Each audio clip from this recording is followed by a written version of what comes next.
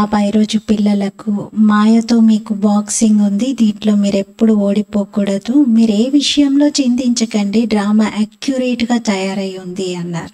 అలాగే మీకు ఆత్మిక నశ ఉండాలి, మీ తనువు మనస్సు ధనంతో మీరు భారతదేశాన్ని స్వర్గంగా తయారు చేస్తున్నారు అన్నారు.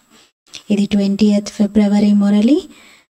मीठे बच्चे, तुम्हें तन मन धन से सच्ची रूहानी सेवा करनी है.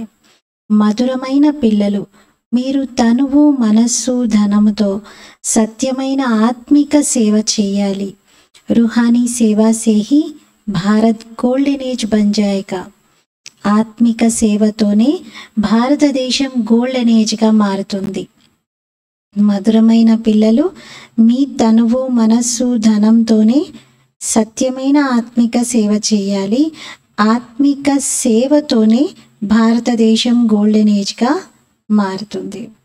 మరి మనం అన్నీ మనవే ఖర్చు చేస్తున్నాం, మన కోసమే మనమే వాటిని ఉపయోగించుకుంటాం, మనమే ఆ గోల్డెన్ ఏజ్లో పాత్ర వహిస్తాం. కాబట్టి ఈ ఆత్మిక సేవ తప్పనిసరిగా చేయాలి. ప్రశ్న: నిశ్చింతంగా ఉండేందుకు ఏ విషయాన్ని సదా గుర్తుంచుకోవాలి? మీరు ఎప్పుడు నిశ్చింతంగా ఉండగలుగుతారు? జవాబు: నిశ్చింతంగా ఉండేందుకు సదా గుర్తుంచుకోండి, ఈ డ్రామా పూర్తి యాక్యురేట్గా ఖచ్చితంగా తయారై ఉంది. డ్రామా అనుసారంగా ఏది జరుగుతుందో అదంతా ఖచ్చితంగా యాక్యురేట్గా ఉంది. కానీ ఇప్పుడు మీరు పిల్లలు నిశ్చింతంగా ఉండలేరు. ఎప్పుడైతే కర్మాతీత స్థితికి చేరుకుంటారో అప్పుడు మీరు నిశ్చింతంగా ఉంటారు. అందుకే యోగం చాలా బాగుండాలి.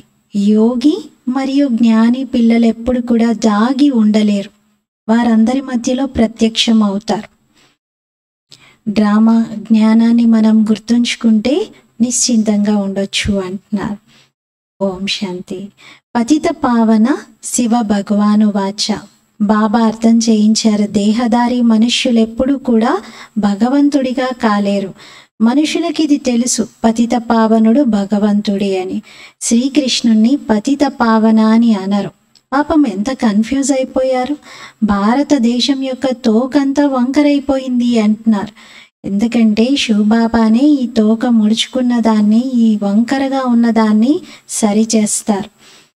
బాబానే దీనికోసం రావాల్సి వస్తుంది. బాబా తప్ప ఈ చిక్కును ఎవ్వరూ విప్పలేరు. వారే పతిత పావనుడు. వారిని కేవలం పిల్లలైన మీరే గుర్తించారు. అది కూడా నంబర్ వారి పురుషార్థం అనుసారంగా. అందరూ ఒకేలాగా బాబాను గుర్తించలేదు. ఇక్కడ ఎంతోమంది కూర్చున్నారు, రోజు వింటున్నారు. కానీ కొందరికి శివబాబా దగ్గర నేను కూర్చున్నాను, శివబాబా ఈ బ్రహ్మ శరీరంలో విరాజమానమై నాకు చదివిస్తున్నారు, నన్ను పావనంగా చేస్తున్నారు అని కూడా అర్థం కావట్లేదు. బాబా అయితే యుక్తులెన్నో తెలియజేస్తూ ఉంటారు. మీరు స్వదర్శన చక్రధారిగా రచయిత రచన యొక్క జ్ఞానాన్ని పొంది కామాన్ని జయించి జగజ్జీతులుగా అవుతున్నారు. భారతదేశంలో ఎప్పుడైతే అందరి బుద్ధి వక్రిస్తుందో అప్పుడు శివబాబా రావాల్సి వస్తుంది. అందరి బుద్ధి అయోమయంలో చిక్కులో భగవంతుని పట్ల జ్ఞానము కన్ఫ్యూజన్తో నిండి ఉంటుందో అప్పుడు బాబా వచ్చేస్తారు. బాబా తప్ప ఈ చిక్కునెవరు కూడా విప్పలేరు. వారే పతిత పావనుడు. శివబాబా గురించి పిల్లలైన మీరు మాత్రమే తెలుసుకున్నారు. మీలో కూడా నంబర్ వారి పురుషార్థం అనుసారంగా తెలుసుకున్నారు. కొందరు ఇక్కడే కూర్చున్నారు, రోజు వింటున్నారు. కానీ వారి ధ్యాసలో శివబాబా సన్ముఖంగా కూర్చున్నాను, వీరు బ్రహ్మ శరీరంలో విరాజమానమై నాకు చదివిస్తున్నారు, పావనంగా చేస్తున్నారు, నాకు యుక్తులు తెలియజేస్తున్నారు అని కూడా అర్థం అవ్వదు. కొందరికి ఇది కూడా ఎక్కట్లేదు. మీరు స్వదర్శన్ చక్రధారిగా రచయిత రచన యొక్క జ్ఞానాన్ని పొంది కామాన్ని జయించి జగజ్జీతులుగా అవుతున్నారు. బాబా అయితే పతిత పావనుడు. నూతన రచనకు వారే రచయిత. ఇప్పుడు అనంతమైన రాజ్యాన్ని పొందడానికి మీరు పురుషార్థం చేస్తున్నారు. ప్రతి ఒక్కరూ అర్థం చేసుకుంటున్నారు, మేము శివబాబా నుండి రాజ్య భాగ్యాన్ని తీసుకుంటున్నాం. ఇవి యథార్థంగా అర్థం చేసుకోవట్లేదు. కొందరికి అర్థమవుతుంది, కొందరికి అసలు ఏమీ అర్థం కావట్లేదు. శివబాబా చెప్తున్నారు, పతిత పావనుని నేనే. బాబా అంటున్నారు, ఎవరైనా నన్ను ఈ ప్రశ్న అడిగితే నేను వారికి నా పరిచయాన్ని ఇవ్వగలుగుతాను. మరి అలాగే నేను మీకు కూడా మీ పరిచయం ఇచ్చాను కదా, ఎవరికైనా మీరు మీ పరిచయం ఇవ్వగలుగుతారు కదా అంటున్నారు. శివబాబా అయితే బ్రహ్మ యొక్క సాధారణ తనువులో ప్రవేశించారు. ఇది సాధారణమైన తనువు. వృక్షం ఇప్పుడు చివరి దశలో శిథిల స్థితిలో ఉంది. పతిత ప్రపంచంలో ఉన్నారు. మరి క్రింద మీరు తపస్య చేస్తూ ఉన్నారు. ఈ తపస్య కూడా శివబాబానే నేర్పిస్తున్నారు. రాజయోగం శివబాబా నేర్పిస్తారు. క్రింద ఆదిదేవుడు, పైన ఆదినాథుడు ఉన్నారు. మీరు పిల్లలు అర్థం చేయిస్తున్నారు, మనం బ్రాహ్మణులం, శివబాబా సంతానము అని. మీరు కూడా శివబాబాకు పిల్లలే. కానీ కొందరు శివబాబా పరిచయాన్ని ఇంకా తెలుసుకోవట్లేదు. భగవంతుడైతే ఒక్కరి, అందరికీ చెప్పాలి మీరు కూడా శివబాబా పిల్లలే, కానీ మీరు పరిచయాన్ని తెలుసుకోవాలి అని. భగవంతుడైతే అందరికీ ఒక్కరే, మిగతా అందరూ బ్రదర్స్. బాబా అంటారు, నేను నా పిల్లలకి చదివిస్తున్నాను. ఎవరైతే నన్ను గుర్తించారో వారికి నేను చదివించి దేవతగా తయారు చేస్తాను. భారతదేశమే స్వర్గంగా ఉండేది, ఇప్పుడు నరకంగా మారింది. ఎవరైతే కామాన్ని జయిస్తారో వారే జగజ్జీతులుగా అవుతారు. నేను గోల్డెన్ వరల్డ్ యొక్క స్థాపన చేస్తున్నాను. అనేక సార్లు ఈ భారత భూమి గోల్డెన్ ఏజ్డ్గా మారింది, మళ్ళీ ఐరన్ ఏజ్డ్గా మారుతుంది. ఇది ఎవరికి కూడా తెలియట్లేదు ఈ విషయం. రచయిత మరియు రచన యొక్క ఆది మధ్యాంతాల గురించి ఎవరూ తెలుసుకోవట్లేదు. నేను నాలెడ్జ్ఫుల్ని. ఇక్కడ మీ ఉద్దేశము, లక్ష్యము అన్నీ స్పష్టంగా ఉన్నాయి. నేను ఇతని యొక్క సాధారణ తనువులో ప్రవేశించి జ్ఞానాన్ని ఇస్తాను. ఇప్పుడు మీరు కూడా పవిత్రంగా కండి. ఈ వికారాలను జయించడంతో మీరు జగజ్జితులుగా అవుతారు. ఇవన్నీ మంచి పిల్లలే అర్థం చేసుకొని పురుషార్థం చేస్తారు. తనువు, మనస్సు, ధనంతో ఆత్మిక సేవ చేస్తారు, దైహిక సేవ కాదు. దీన్ని స్పిరిచువల్ నాలెడ్జ్ అంటారు. ఇదేం భక్తి కాదు. భక్తి యొక్క యుగం ద్వాపర కలియుగం. ఇప్పుడైతే మనం సంగం యుగంలో ఉన్నాం కదా. బ్రహ్మ రాత్రి, బ్రహ్మ పగలు రెండిటి సంగమంలో మనం ఉన్నాం. మరి బ్రహ్మ పగలు అని సత్యత్రేతాయుగాలను, ద్వాపర కలియుగాలను బ్రహ్మ రాత్రి అని అంటారు. కొందరు గీతా పఠనం చేసేటువంటి వారు మీ దగ్గరికి వచ్చినప్పుడు మీరు చక్కగా అర్థం చేయించండి. గీతలో ఈ విషయం ఇంకా స్పష్టం అవ్వాలి అని చెప్పండి. గీత ఎవరు గానం చేశారు, రాజయోగం ఎవరు నేర్పించారు, కామం పైన విజయం పొందితే జగజ్జీతులుగా అవుతారని ఎవరు చెప్పారు, ఈ విషయాలు మీరు వారికి అర్థం చేయించండి. ఈ లక్ష్మీనారాయణలే జగజ్జీతులుగా అయ్యారు కదా. వీరు 84 జన్మల యొక్క రహస్యాన్ని మేం మీకు అర్థం చేయిస్తామనండి. ఎవరైనా సరే జ్ఞానం తీసుకోవడానికి ఇక్కడికి రావచ్చు. నేనైతే నా పిల్లలకే చదివిస్తాను, కానీ మీరైతే ఎవరికైనా కూడా జ్ఞానం అర్థం చేయిస్తూ ఉండాలి. మీలో కూడా కొందరు అసలు ఏమీ అర్థం చేసుకోవటం లేదు. అందుకే కోట్లల్లో కొందరు, కొందరిలో కూడా కొందరు అని గాయనం చేశారు. నేనెవరినో, ఎలాంటి వాడినో నన్ను 5% మాత్రమే తెలుసుకుంటున్నారు. మీరు బాబాను తెలుసుకొని పూర్తి రీతిగా జ్ఞాపకం చెయ్యాలి. నిరంతరం జ్ఞాపకం ఎందుకు చేయలేకపోతున్నాను అని చెక్ చేసుకోవాలి. బాబా మిమ్మల్ని మర్చిపోతున్నాము అని పిల్లలు అంటారు. అరే, మీరు తండ్రిని జ్ఞాపకం చేయలేరా? తండ్రి అన్నప్పుడు పిల్లలు ఎక్కడైనా తల్లి తండ్రిని మర్చిపోతారా? మరి ఇది కొంచెం శ్రమతో కూడుకున్న విషయం. అయినా బాబా ఈ శ్రమ చెయ్యండి అంటున్నారు. పురుషార్థం చేయిస్తూ బాబా ఎంకరేజ్ చేస్తారు పిల్లల్ని. అరే, మీరు తండ్రిని, క్షీరసాగరానికి తీసుకెళ్లేటువంటి తండ్రిని మర్చిపోతున్నారా? విశ్వానికి యజమానిగా తయారు చేస్తున్న తండ్రిని మర్చిపోతున్నారా? మాయ ఎంత తప్పులు చేయిస్తుంది అని బాబా ఆశ్చర్యపోతారు. కానీ సమయం పడుతుంది. మాయ మరిపిస్తూనే ఉంటుంది, కానీ మీరు చల్లబడిపోకూడదు. మీరు పురుషార్థం తప్పనిసరిగా చెయ్యాలి. మాయ పని మాయ చేస్తుంది, మీరు మీ పని చేయండి. మీరు పడిపోయినా లేచి ముందుకు వెళ్ళండి, మీరు ఆగిపోవద్దు. కామం పైన విజయాన్ని పొందాలి. నిరంతరం స్మృతిలో ఉండండి, అప్పుడు వికర్మలు వినాశనం అవుతాయి. బాబా మనల్ని పిల్లలు పిల్లలు అని సంబోధిస్తూ మాట్లాడతారు. మరెవరైనా ఒక గొప్ప పదవిలో ఉన్నటువంటి వారు, జడ్జి లాంటి వారు, లేదా ఇంకెవరైనా ప్రెసిడెంట్, ప్రైమ్ మినిస్టర్ వచ్చారనుకోండి, వాళ్ళను బాబా ఎలా సంబోధిస్తారు? బాబా అన్నారు, వాళ్ళని కూడా బచ్చే బచ్చే, పిల్లలు పిల్లలు అని సంబోధిస్తాను, ఎందుకంటే నేను ఉన్నతోన్నతమైన తండ్రిని కదా అంటున్నారు. ఉన్నతోన్నతమైన చదువును నేనే చదివిస్తాను, ప్రిన్సెస్ పదవిని ఇవ్వటానికి. బాబా అంటారు, నేను ఇతనికి కూడా చదివిస్తున్నాను. ఇతను శ్రీకృష్ణుడిగా అవుతాడు, బ్రహ్మ సరస్వతి తిరిగి లక్ష్మీనారాయణగా అవుతారు. ప్రవృత్తి మార్గం నడుస్తుంది. నివృత్తి మార్గంలో ఉన్నవారు ఈ రాజయోగాన్ని నేర్పించలేరు. రాజా రాణి ఇద్దరూ కావాలి కదా, రాజయోగం పేరులోనే ఉంది కదా. మరి విదేశాలకు వెళ్ళి ఎంతోమంది సాధువులు మేము రాజయోగం నేర్పిస్తాము అని అంటారు, కానీ వాళ్ళు ఎలా నేర్పించగలుగుతారు అంటున్నారు. అక్కడైతే వాళ్ళు కాకిరెట్టతో సమానమైన సుఖము అని అంటారు. మరి రాజయోగం ఎలా నేర్పిస్తారు? పిల్లలు మీలో ఉత్సాహం రావాలి, కానీ పిల్లలు ఇంకా చిన్న పిల్లల్లాగా చైల్డిష్గా చేస్తున్నారు. ఇంకా కొంచెం కూడా మెచ్యూర్డ్గా ఉండి బాబా సేవ చెయ్యట్లేదు అంటున్నారు. పిల్లల్లో చాలా ధైర్యం కావాలి. బాబా అర్థం చేయిస్తున్నారు. ఇక్కడైతే రావణ సాంప్రదాయం ఉంది. మీరందరూ పతిత పావన రండి అని పిలిచారు కదా, మరి ఇది పతిత ప్రపంచమా పావన ప్రపంచమా? మేము నరకవాసీలము అని అనుకుంటున్నారు కదా, మరి ఇదేమైనా దైవీ సాంప్రదాయమా, రామరాజ్యమా? ఇక్కడ రావణ రాజ్యం లేదా? ఇక్కడంతా ప్రపంచంలో రావణ రాజ్యమే కదా. అందుకే అందరి బుద్ధి ఆసురిగా మారింది. ఇప్పుడు ఆసురి బుద్ధిని దైవీ బుద్ధిగా తయారు చేసేది ఎవరు? మరి ఇలాంటి 4-5 ప్రశ్నలు అడగండి, మనుషుల ఆలోచనల్లో పడతారు.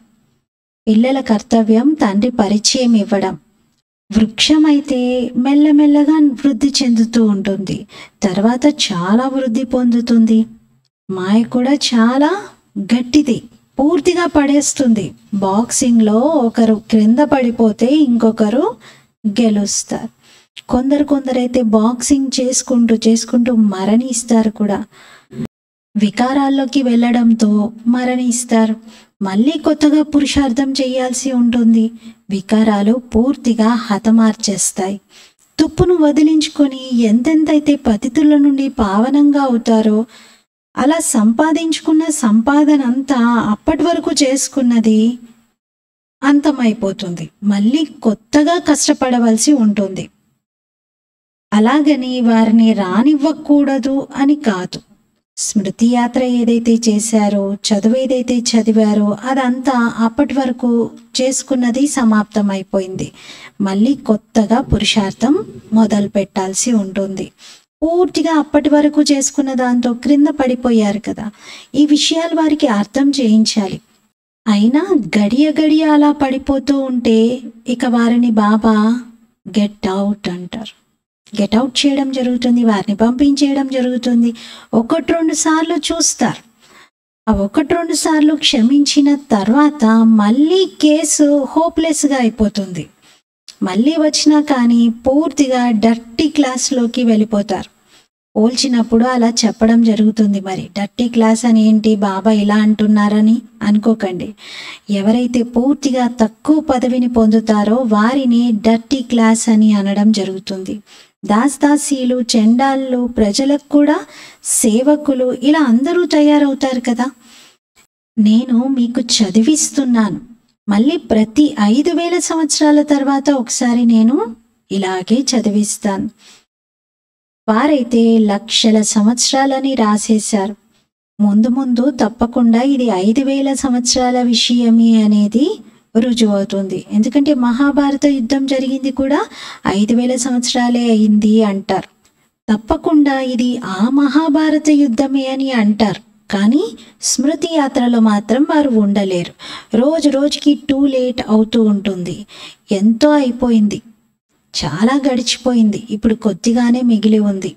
ఏనుగంత అయిపోయి ఏనుగు తోకంతే మిగిలింది అని ఒకసారి జయంతి బయాన్ క్లాస్లో చెప్పారు. చాలా గడిచిపోయింది, ఇప్పుడు చాలా కొద్దిగానే మిగిలి ఉంది. రోజు రోజుకి ఇంకా టూ లేట్ అవుతూ ఉంటారు. మరి ఇవన్నీ ఈ సమయం విషయాలే. ఈ గాయనం కూడా పావనులుగా అవ్వడంలో ఇంకా కొద్ది సమయం మాత్రమే ఉంది. యుద్ధం ముందు నిల్చొని ఉంది. మేము స్మృతి యాత్రలో ఉన్నామా అని మీ హృదయాన్ని మీరు ప్రశ్నించుకోవాలి. ఎవరైనా కొత్తవారు వచ్చినప్పుడు పిల్లలు తప్పకుండా ఫామ్ నింపించాలి. ఎప్పుడైతే ఫారం నింపిస్తారో అప్పుడు వారికి అర్థం చేయించాలి. ఎవరైతే అర్థం చేసుకోదలుచుకోరో వారు ఫామ్ ఎందుకు నింపుతారు? నేను అర్థం చేసుకునేదే లేదు అనుకున్న వాళ్ళు ఫామ్ కూడా ఫిలప్ చెయ్యరు అంటున్నారు. ఇలా ఎంతోమంది వస్తారు. పతిత పావన రా అని తండ్రిని పిలుస్తారు. అంటే తప్పకుండా ఇది పతిత ప్రపంచమే అని వారు భావిస్తున్నట్టు. అప్పుడే కదా వచ్చి పావనం చేయండి అని చెప్తున్నారు. మరి తండ్రి స్వయంగా పావనంగా చేయటానికి వచ్చిన కొందరు పావనంగా అవుతారు, కొందరు అవ్వరు. బాబా వద్దకు చాలా లెటర్స్ వస్తాయి. ఎన్ని లెటర్స్ అంటే లెక్క పెట్టలేనన్ని అంటున్నారు. అందరూ శివబాబా కేర్ ఆఫ్ బ్రహ్మ అని రాస్తారు. నేను సాధారణ తనువులోకి ప్రవేశించాను అని శివబాబా అంటారు. ఇతడిది 84 జన్మల స్టోరీ నేను మీకు చెప్తున్నాను. ఇంకేం మానవ మాతృలకు రచయిత రచన యొక్క ఆది మధ్యాంతాల గురించి తెలియదు. ఇప్పుడు స్వయంగా శివబాబాయే మీకు తెలియజేశారు. ఈ చిత్రాలు మొదలైనటువంటివన్నీ కూడా బాబానే దివ్య దృష్టి ద్వారా తయారు చేయించారు. బాబా ఆత్మలకు చదివిస్తున్నారు. ఆత్మలు వెంటనే అశరీరిగా అయిపోతాయి. స్వయాన్ని శరీరం నుండి అతీతంగా భావించాలి. బాబా అంటారు, పిల్లలు దేహీ అభిమాని భవ, అశరీరీ భవ. నేను ఆత్మలకు చదివిస్తున్నాను. ఇక్కడ ఆత్మ పరమాత్మ మేళా జరుగుతుంది. దీనిని సంగమం మేళా అని అంటారు. అంతేకాని నీటి గంగ ఏది పావనంగా తయారు చేయదు. సాధు సన్యాసులు, ఋషులు, మునులు మొదలైన వారందరూ స్నానాలు చేసేందుకు గంగా తీరాలకు, పుష్కరాలకి వెళ్తూ ఉంటారు. గంగ పతిత పావనిగా ఎలా అవ్వగలదు? కామం మహాశత్రువని బాబా చెప్తున్నారు. దానిపైన విజయాన్ని పొందడంతో జగజ్జీతులుగా అవుతారు అంటున్నారు. మరి ఇది కేవలం పతితంగా అయిపోయి కామంతో ఓడిపోయి వెళ్ళి నీళ్ళల్లో మునగ్గానే మళ్ళీ విజయం పొందినట్లు అవుతారా? మరి పావనంగా అయిపోతారా? అది కాదు కదా. బాబా అంటున్నారు, గంగా లేక సాగరం అయితే ఎవరిని పావనం చెయ్యదు. ఇది జ్ఞాన సాగరుడైన బాబా యొక్క జ్ఞానం. దీన్ని ధారణ చేయడంతో, బాబా స్మృతిలో ఉండడంతో ఆత్మ పావనం అవుతుంది. వీటిపై విజయాన్ని పొందేందుకు నన్నొక్కనే స్మృతి చెయ్యండి అని బాబా అంటారు. నా స్మృతితో మీరు పావనంగా అవుతారు. దైవీ గుణాలను ధారణ చేయండి. ఎవరికి దుఃఖాన్ని ఇవ్వకండి. కామ వికారం నడపటమే మొట్టమొదటి దుఃఖం. ఇది దుఃఖం ఇవ్వడమే. ఇదే ఆది మధ్యాంతం దుఃఖాన్ని ఇస్తుంది. సత్యయుగంలో ఇది ఉండదు. అది పావన ప్రపంచం. అక్కడ పతితులెవరూ ఉండరు. ఈ విధంగా యోగ శక్తితో రాజ్యాన్ని మీరు తీసుకుంటున్నారో అలాగే అక్కడ యోగ బలంతో పిల్లలు పుడతారు. అక్కడ అసలు రావణ రాజ్యమే ఉండదు. అక్కడ వికారాలే ఉండవు. సంతాన ప్రాప్తి కలిగేది, గర్భధారణ జరిగేది అక్కడ యోగ బలంతో. రామరాజ్యంలో రావణుడు ఎందుకుంటాడు? ఇవి బాగా అర్థం చేసుకోవాల్సిన విషయాలు. వీటిని బాబానే స్వయంగా అర్థం చేయిస్తున్నారు. చాలా బాగా అర్థం చేయిస్తారు.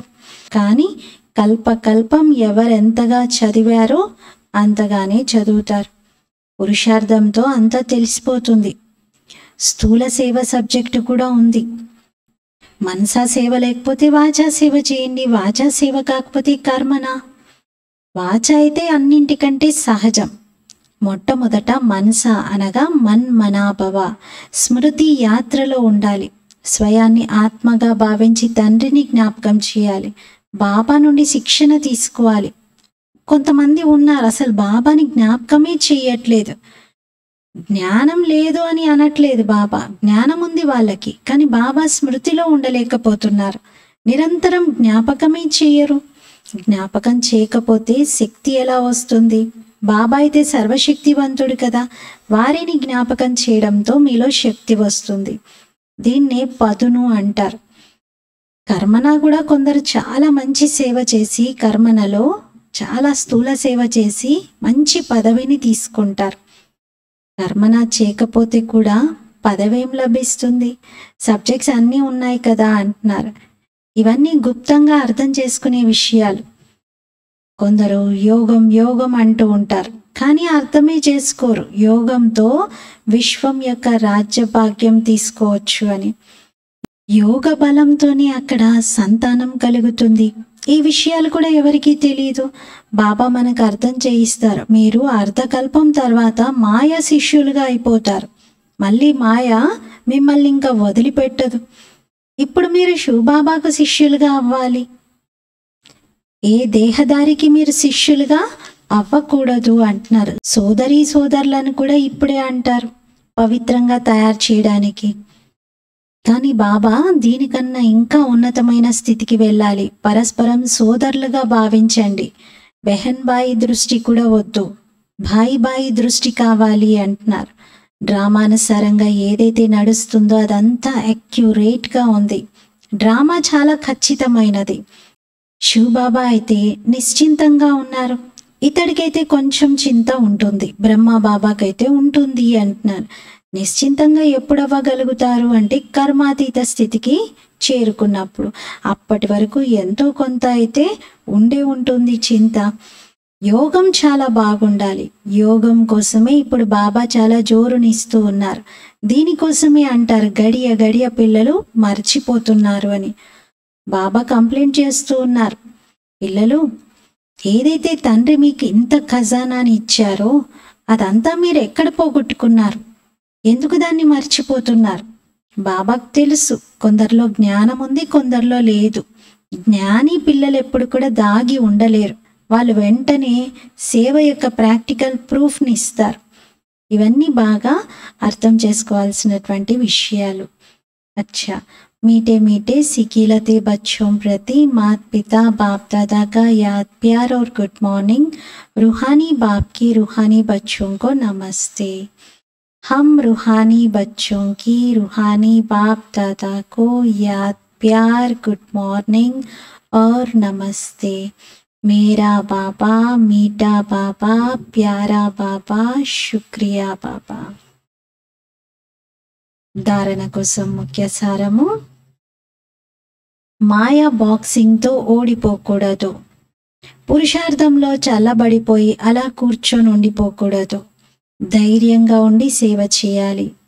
సెకండ్ పాయింట్, ఈ డ్రామా అక్యురేట్గా తయారై ఉంది కాబట్టి ఏ విషయం యొక్క చింత పెట్టుకోకూడదు. కర్మాతీత స్థితిని పొందటానికి ఒక్క బాబా స్మృతిలో ఉండాలి. ఏ దేహదారికి శిష్యులుగా అవ్వకూడదు, అంటే ఎవరికి వశమై ఉండకూడదు. वरदानमु श्रीमद् प्रमाण सेवा से संतुष्टता की विशेषता का अनुभव करने वाले सफलता मूर्त भव। శ్రీమతం అనుసారంగా సేవలో సఫలత యొక్క విశేషతను అనుభవం చేసుకునేటువంటి సఫలతామూర్తి భవ. వివరణ: ఏదైనా సేవ చేయండి, కానీ జిజ్ఞాసులు వచ్చినా రాకపోయినా మీరు స్వయంతో సంతుష్టంగా ఉండండి. నిశ్చయం ఉంచుకోండి, ఒకవేళ నేను సంతుష్టంగా ఉంటే తప్పకుండా మెసేజ్ పని చేస్తుంది అని. ఇందులో ఉదాసీనంగా కావద్దు. స్టూడెంట్స్ పెరగకపోయినా పర్వాలేదు, మీరు మీ లెక్క ఖాతాలో అయితే అది జమ అయిపోతుంది. అంటే మీరు సంతుష్టంగా ఉంటే జమ అయిపోతుంది, వారికి సందేశం కూడా లభిస్తుంది. ఒకవేళ స్వయం సంతుష్టంగా ఉంటే ఖర్చు కూడా సఫలమవుతుంది. శ్రీమతం అనుసారంగా కార్యం చేస్తే ఆ శ్రీమతాన్ని పాటించడం, ఇది కూడా సఫలతామూర్తులుగా అవ్వటమే. అక్కడ ఇంత పెద్ద కార్యం చేశారు, ప్రోగ్రామ్ చేశారు, రిజల్టే రాలేదు, ఎవరూ తయారు కాలేదు అనేది కౌంట్ అవ్వదు. అక్కడ కేవలం అక్కడ మీరు సంతుష్టంగా ఉన్నారా, ఆ సేవ ఏ భావనతో చేశారు. జిజ్ఞాసులు పెరిగినా పెరగకపోయినా పర్వాలేదు, కానీ సంతుష్టత చాలా ఇంపార్టెంట్ అని బాబా అంటున్నారు. స్లోగన్: అసమర్థ ఆత్మలకు సమర్థతను ఇవ్వండి, అప్పుడు వారి ఆశీర్వాదాలు మీకు లభిస్తాయి. అసమర్థులుగా ఉన్నవారికి కొంచెం శక్తినివ్వండి, సమర్థతనివ్వండి. ఆ శక్తితో వారు మీకు ఆశీర్వాదాలను ఇస్తారు. ధైర్యంగా వాళ్ళు చేయాలనుకున్న కార్యాన్ని చేస్తూ మీకు మనస్ఫూర్తిగా ఆశీర్వాదాలను ఇస్తారు. ఈరోజు స్వమానం: నేను ఆత్మను, సఫలతామూర్తుడను. ఓం శాంతి.